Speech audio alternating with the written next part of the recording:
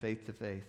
So if you're joining us this week, as a quick review for last week, we looked at chapter 7 and how Jesus really dealt with religion versus relationship, and how defilement, or that which would make us unclean, actually comes from the heart.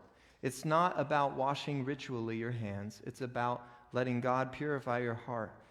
And many times the religious people of that day and the religious people of our day will oftentimes nullify the teaching or commandments of God by upholding the teachings or commandments of men. And so we all are prone to that danger, and what we learned last week a little bit was careful.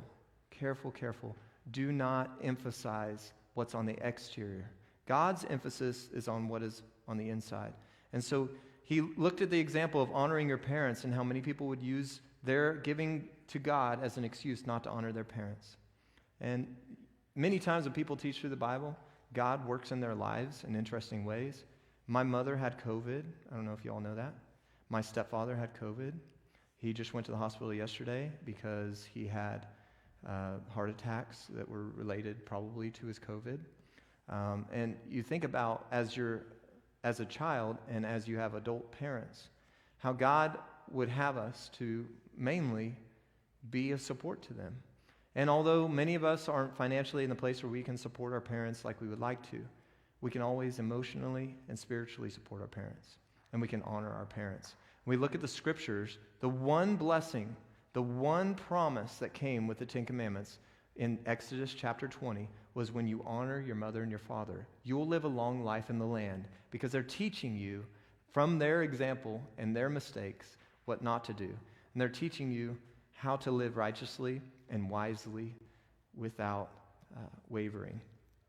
And Hebrews even uses that as an example, because it says, your fathers tried to discipline you while you were on earth.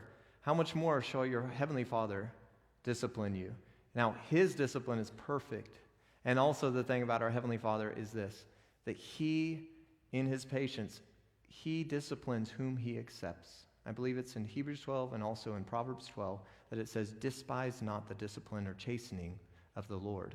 So we have clearly here that parents are to be honored, and yet those who become very ceremonial and very religious can be doing all the exterior religious activities and neglecting one of the most basic principles, and that is honoring your parents.